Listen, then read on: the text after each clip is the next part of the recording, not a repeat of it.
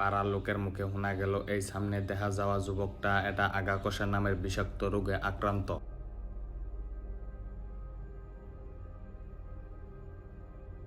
এই যুবকটার এত আগা কষা হয়েছে যে যুবকটা জঙ্গলে জঙ্গলে ঘুরতেছে অল্প একটু হাগার জন্য, কিন্তু কোনো ধরনের গু এই যুবকটা বাই করে হারতেছে না গুয়া দিয়ে।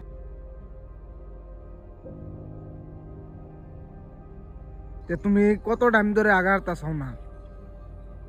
স্যার আমি গত 72 ঘন্টা 74 মিনিট 76 সেকেন্ড ধরে আগা হারতেছি না। তো তোমার পেটে কোনো ধরনের বিষ করতেছে না?